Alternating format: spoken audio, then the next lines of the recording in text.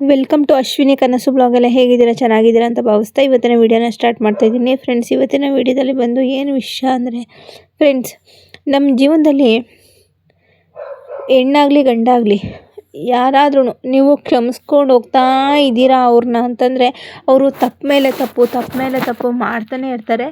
ನೀವು ಕ್ಷಮಿಸ್ತಾ ಹೋಗ್ತಾ ಇರ್ತೀರ ಅಂದರೆ ನಿಮ್ಮ ಕ್ಷಮೆಗೂ ಬೆಲೆ ಇಲ್ಲ, ಅವರು ತಪ್ಪು ಮಾಡೋದಕ್ಕೂ ಬೆಲೆ ಇರೋದಿಲ್ಲ. ಏನಕ್ಕೆ ಈ ಮಾತನ್ನ ಹೇಳ್ತೀನಿ ಅಂದರೆ, ಮನುಷ್ಯ ಒಂದು ತಪ್ಪು ಮಾಡ್ಬೋದು ಸಹಜ, ಎರಡು ತಪ್ಪು ಮಾಡ್ಬೋದು, ಕೈ ಮೀರಿ ಮೂರನೇ ತಪ್ಪು ಮಾಡ್ಬೋದು. ಅಂದರೆ ಕ್ಷಮಿಸೋರು ಒಂದು ಸಲ ಕ್ಷಮಿಸ್ತಾರೆ, ಎರಡು ಸಲ ಕ್ಷಮಿಸ್ತಾರೆ, ಮೂರನೇ ಸಲ ಕೈ ಬಿಟ್ಟಾಕ್ಬಿಡ್ಬೇಕು. ಇಲ್ಲಾಂದರೆ ಅವ್ರು ಪ್ರತಿ ಸಲನೂ ತಪ್ಪು ಮಾಡ್ತಾನೆ ಇರ್ತಾರೆ, ನೀವು ಕ್ಷಮಿಸ್ತಾ ಇರ್ತೀರ. ಆ ಕ್ಷಮೆಗೂ ತಪ್ಪಿಗೂ ಅರ್ಥನೇ ಇರೋದಿಲ್ಲ. ಯಾಕಂದರೆ ನಿಮಗೆ ಆ ವ್ಯಕ್ತಿ ತುಂಬಾ ಇಂಪಾರ್ಟೆಂಟ್ ಆಗಿರ್ತಾಳೆ. ಅದಕ್ಕಾಗಿ ನೀವೇಂದ ಪ್ರತಿಯೊಂದು ತಪ್ಪನ್ನು ಕ್ಷಮಿಸ್ಕೊಂಡು ಹೋಗ್ತಾ ಇರ್ತೀರ. ಯಾಕಂದರೆ ಆ ವ್ಯಕ್ತಿ ನಿಮಗೆ ತುಂಬಾ ಇಂಪಾರ್ಟೆಂಟ್ ಆಗಿರ್ತಾನೆ. ಆದರೆ ಕೆಲವ್ರಿಗೆ ಕ್ಷಮಿಸೋ ಅಂತ ಇರೋ ವ್ಯಕ್ತಿಗಳಿಗೇನೆಂದರೆ, ಅವ್ರು ಮಾಡೋ ತಪ್ಪೇ ಅವ್ರಿಗೆ ಹೆಚ್ಚಾಗಿರುತ್ತೆ, ನಾವು ಇಂಪಾರ್ಟೆಂಟ್ ಆಗಿರಲ್ಲ ಅಲ್ಲಿ. ಅಂದರೆ ನಾವು ಏನೇ ಮಾಡಿದ್ರೂ ಕ್ಷಮಿಸ್ಬಿಡ್ತಾರೆ. ಅವ್ರಿಗೆ ನಮ್ಮನ್ನು ಬಿಟ್ಟರೆ ಬೇರೆ ಪ್ರಪಂಚ ಇಲ್ಲ, ನಾವೇನೇ ಎಲ್ಲ ಅನ್ನೋದು ಮೈಂಡ್ ಸೆಟ್ಟಲ್ಲಿ ಇಟ್ಕೊಂಡು ಏನು ಮಾಡ್ತಾರೆ, ಹೆಜ್ಜೆಗೂ ತಪ್ಪು ಮಾಡ್ಕೊಂಡು ಹೋಗ್ತಾರೆ, ಕ್ಷಮಿಸು ಅಂತಾರೆ. ಆಮೇಲೆ ಈ ಕೆಲವ್ರು ಏನು ಮಾಡ್ತಾರೆ ಗೊತ್ತಾ, ಎದುರಿಸೋಂಥದ್ದು, ನಾನು ಸೂಸೈಡ್ ಮಾಡ್ಕೊಂಬಿಡ್ತೀನಿ, ನಾನು ಅದು ಮಾಡ್ಕೊಂಬಿಡ್ತೀನಿ, ಇದು ಮಾಡ್ಕೊಂಬಿಡ್ತೀನಿ ಅಂತ ಹೇಳೋದು. ಆಮೇಲೆ ಕ್ಷಮಿಸ್ಲಿ ಅಂತ ಸ್ಟೇಟಸ್ಗಳಿಗೆ ಹಾಕೋದು. ಒಂಥರ ವಿಚಿತ್ರವಾಗಿ ಮನುಷ್ಯನ ಯಾಮಾರಿಸ್ಕೊಂಡು ಹೋಗ್ತಾ ಇರ್ತಾರೆ. ಅಂದರೆ ನಾವು ಯಾಮಾರೋರ್ಗಿರೋರ್ಗೂ ಅವ್ರು ಯಾಮಾರಿಸ್ತಾ ಇರ್ತಾರೆ. ಹೆಣ್ಣೆ ಆಗಲಿ ಗಂಡೇ ಆಗಲಿ, ಈಗ ಒಂದು ಮನುಷ್ಯ ತಪ್ಪು ಮಾಡ್ತಾನೆ, ಒಂದು ಸಲ ಕ್ಷಮಿಸಿ, ಎರಡು ಸಲಿಂದ ಕ್ಷಮಿಸಿ, ಮೂರನೇ ಸಲ ಬಿಟ್ಟಾಕ್ಬಿಡಿ. ಯಾಕೆಂದರೆ ನಿಮಗೆ ವ್ಯಾಲ್ಯೂ ಇರುತ್ತೆ. ಯಾಕಂದರೆ ನಿಮ್ಮ ಕ್ಷಮೆಗೆ ಒಂದು ಅರ್ಥ ಬೇಕು ಅಂದರೆ ನೀವು ಬಿಟ್ಬಿಡ್ಬೇಕು ಅವ್ರನ್ನ. ಆವಾಗ ಅವ್ರಿಗೆ ನಿಮ್ಮ ವ್ಯಾಲ್ಯೂ ಏನು ಅಂತ ತಿಳ್ಕೊಳ್ಳೋವರೆಗೂ ಸ್ವಲ್ಪ ಟೈಮ್ ತೊಗೊಳುತ್ತೆ. ಹಾಗಾಗಿ ಮನುಷ್ಯ ಯಾರೇ ಆದರೂ ಅಷ್ಟೇ, ತಪ್ಪು ಮಾಡಿದಾಗ ತಿದ್ದೋಕ್ಕೆ ಟ್ರೈ ಮಾಡಬೇಕು. ಒಂದು ಸಲ ಎರಡು ಸಲ, ಕೈ ಮೀರಿದ್ರೆ 3 ಸಲಿನೂ ತಿದ್ದಬೇಕು. ಇನ್ನೂ ಆ ಮನುಷ್ಯ ತಿದ್ದುತ್ತಾ ಇಲ್ಲ, ಬದಲಾವಣೆ ಆಗ್ತಾ ಇಲ್ಲ ಅವರಲ್ಲಿ, ಅವ್ರು ಅದೇ ಒಂದು ರೂಟಲ್ಲಿ ಹೋಗ್ತಾ ಇದ್ದಾರೆ. ಅದೇ ಅವ್ರಿಗೆ ನಿಮ್ಮ ಭಾವನೆಗಳಿಗೆ ಆಗಿ ನಿಮಗೆ ಯಾವುದಕ್ಕೆ ಥರ ಸ್ಪಂದನೆ ಇಲ್ಲ, ಬೆಲೆ ಇಲ್ಲ, ಗೌರವ ಇಲ್ಲ ಅಂದಾಗ ಬಿಟ್ಬಿಡ್ಬೇಕು. ಅವ್ರನ್ನ ಬಿಟ್ಬಿಡ್ಬೇಕು. ಅವರು ತಪ್ಪಾರ ಮಾಡ್ಕೊಳ್ಳಿ, ಸರಿಯಾರ ಮಾಡ್ಕೊಳ್ಳಿ ಅಂತ. ಯಾಕಂದರೆ ತಿದ್ದಿ ಬುದ್ಧಿವಾದ ಹೇಳೋರು ಒಬ್ಬರಿದ್ದಾರೆ ಅಂದಾಗ ಅವರು ಅರ್ಥ ಮಾಡಿಕೊಂಡು ಬದುಕೊಂಡು ಭವಿಷ್ಯ ಕಟ್ಕೋಬೇಕು. ಇಲ್ಲ ಅವರು ನಾನು ಮಾಡಿದ್ದೆ ಸರಿ, ನಾನು ಇದೇ ರೂಟಲ್ಲಿ ಹೋಗೋದು, ನಾನು ಇದೇ ಥರ ಮಾಡೋದು ಅಂತ ಹೇಳ್ಕೊಂಡು ಪದೇ ತಪ್ಪು ಮಾಡ್ಕೊಂಡು ಹೋಗ್ತಾನೇ ಇರ್ತಾರೆ. ನೀವು ಕ್ಷಮಿಸ್ಕೊಂಡು ಹೋಗ್ತಾ ಇರ್ತೀರ. ಹಂಗಾಗಿ ಹೇಳ್ತೀನಿ, ಯಾವುದೇ ವ್ಯಕ್ತಿ ಆಗಲಿ, ಅದು ಮಕ್ಕಳನ್ನಾದರೂ ಅಷ್ಟೇ ತಿದ್ದಬೇಕು. ಒಂದು ಸಲ, ಎರಡು ಸಲ, 3 ಸಲ. ಮತ್ತು ಅವ್ರು ಸ್ವಲ್ಪ ಟೈಮ್ ಅವ್ರನ್ನ ಬಿಟ್ಟುಬಿಡಬೇಕು. ಅವ್ರಿಗೆ ತಪ್ಪಿನ ಅರಿವಾಗೋವರೆಗೂ, ದೊಡ್ಡವರೇ ಆಗಲಿ ಚಿಕ್ಕವರೇ ಆಗಲಿ, ತಪ್ಪಿನ ಅರಿವಾಗೋವರೆಗೂ ಅವ್ರ ಹತ್ರಕ್ಕೆ ಮಾತಾಡೋಕ್ಕೆ ಹೋಗಬಾರ್ದು. ನಿಮ್ಮ ವ್ಯಾಲ್ಯೂನ ಅಲ್ಲಿ ನೋಡ್ಕೊಳ್ಳಬೇಡಿ ಅಲ್ವಾ. ನನ್ನ ಪಾಲಿಸಿ ಏನು ಗೊತ್ತಾ ಫ್ರೆಂಡ್ಸ್, ನಮ್ಮ ಲೈಫಲ್ಲಿ ಯಾರೇ ಆದರೂ ತಪ್ಪು ಮಾಡೋ ಸಹಜ. ಈಗ ನಾನು ತಪ್ಪು ಮಾಡ್ತೀನಿ. ತಪ್ಪು ಮಾಡಿದ್ರೆ ಒಂದು ಸಲ ತಪ್ಪಾಗ್ಬೋದು, 2 ಸಲ ನಾನು ಕ್ಷಮೆನೂ ಕೇಳ್ಬೋದು. ಹೋಗ್ಬಿಟ್ಟು ನನ್ನಿಂದ ತಪ್ಪಾಗಿದೆ, ದಯವಿಟ್ಟು ಕ್ಷಮಿಸಿ ಅಂತ 1 ಸಲ ಕೇಳ್ಬೋದು, 2 ಸಲ ಕೇಳ್ಬೋದು, 3ನೇ ಸಲ ಕೇಳ್ಬೋದು.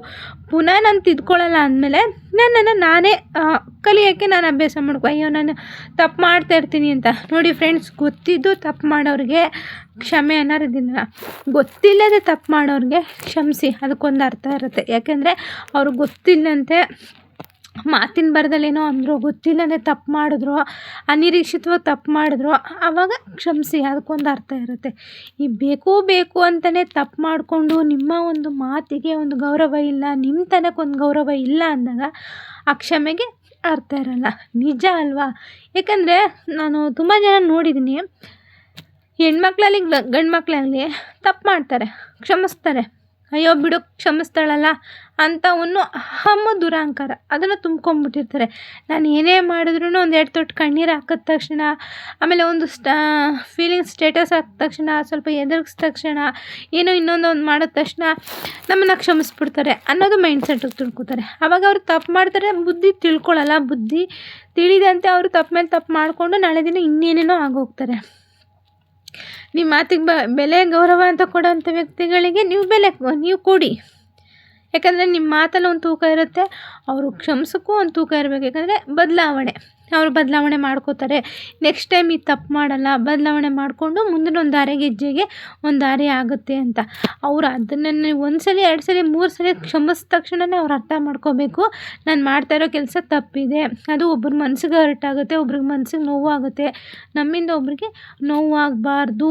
ನಾವು ಎತ್ತಿ ಎಷ್ಟು ಅವ್ರು ಕ್ಷಮಿಸಿದ್ದಾರೆ ಅಂದಮೇಲೆ ನಾವು ಅದಕ್ಕೆ ಇನ್ನಷ್ಟು ನಾವು ಅವ್ರಿಗೆ ಬೆಲೆ ಕೊಡಬೇಕು ಅಂತ. ಆಗ ಅವ್ರು ಇನ್ನೊಂದು ತಪ್ಪು ಮಾಡಿದಾಗಲೂ ಕ್ಷಮಿಸೋ ಅಂಥ ಮನಸ್ಸು ನಮ್ಮಲ್ಲಿರುತ್ತೆ. ಯಾಕಂದರೆ ತಿದ್ದುಕೊಂಡು ನಡೀತಾ ಇರ್ತಾನೆ, ಬಿಡು ಏನೋ ಆಗಿದಾಯಿತು ಹೋಗಿದೋಯ್ತು ಅಂತ ತಿದ್ದಿ ನಡಿಬೇಕಾದ್ರೆ ನೀವು ಒಂದು ಬಲವಾಗಿ ಅವನ್ನ ಕ್ಷಮಿಸಿ ಈ ದಾರಿಲಿ ಹೋಗಪ್ಪ ಅಂತಂದಾಗ ಅವ್ನಿಗಿರುತ್ತೆ, ಓ ನಾನು ಮಾಡಿದ ತಪ್ಪು, ಇನ್ನು ಮುಂದೆ ಅವ್ರಿಗೆ ಹೆಸರು ಕೊಡಬೇಕು ನಾನು, ಹುಡುಗಿ ಆಗಲಿ ಹುಡುಗನಾಗಲಿ ನನ್ನನ್ನು ಇನ್ನೊಂದ್ಸಲಿ ನಂಬ್ತಾರೆ ಅಂತ.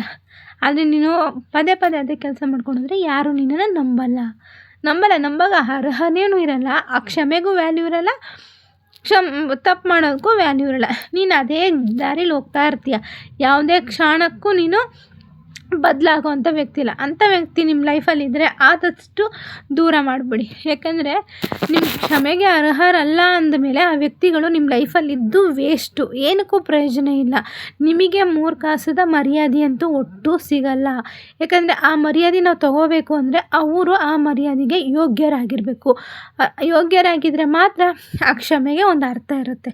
ನನ್ನ ಪಾಲಿಸಿ ಅಷ್ಟೇ ಫ್ರೆಂಡ್ಸ್, ನಮ್ಮ ಲೈಫಲ್ಲಿ ಯಾರೇ ಆಗಲಿ ತಪ್ಪು ಮಾಡ್ತಾರ 1 ಸಲ 2 ಸಲ ನೋಡೋಣ, ಬಿಡೋಣ, ಒಂದು ಚಾನ್ಸ್ ಕೊಟ್ಟು ನೋಡೋಣ ಅಂತ ಅನ್ಕೋತೀನಿ. ಮತ್ತೆ ಅವ್ರು ರಿಪೀಟ್ ಅದೇ ಮಾಡಿದ್ರೆ ಗೇಟ್ ಪಾಸ್ ಕೊಡ್ತಾ ಇರಬೇಕು, ಹೋಯ್ತಾರಿ ಅಂತ ಹೇಳ್ತೀನಿ. ನಿಮ್ಮ ಲೈಫ್ನ ನೀವು ನೋಡ್ಕೊಳ್ಳಿ ಅಂತಂದ್ಬಿಟ್ಟು ಅವ್ರಿಗೆ ನಮ್ಮ ಲೈಫಲ್ಲಿ ಚಾನ್ಸೇ ಕೊಡೋಲ್ಲ. ಅವರು ನಾಳೆ ದಿನ ಗೊತ್ತಾಗಬೇಕು ಎಂಥ ಮಾಣಿಕ್ಯನ ಕಳ್ಕೊಂಡೆ, ಎಂಥ ವ್ಯಕ್ತಿನ ಕಳ್ಕೊಂಡೆ ಅಂತ ನಮ್ಮನ್ನು ನೋಡಿ ಅವಾಗ ಅವ್ರಿಗೆ ಅನಿಸ್ಬೇಕು, ನಾನು ಮಾಡ್ತಾ ಇರೋದಕ್ಕೆ ಅವರು ಬುದ್ಧಿವಾದ ಹೇಳಿದ್ರು, ನಾನು ಅದನ್ನ ಅರ್ಥ ಮಾಡ್ಕೊಳ್ಳಿಲ್ಲ ಅಂತಂದ್ಬಿಟ್ಟು.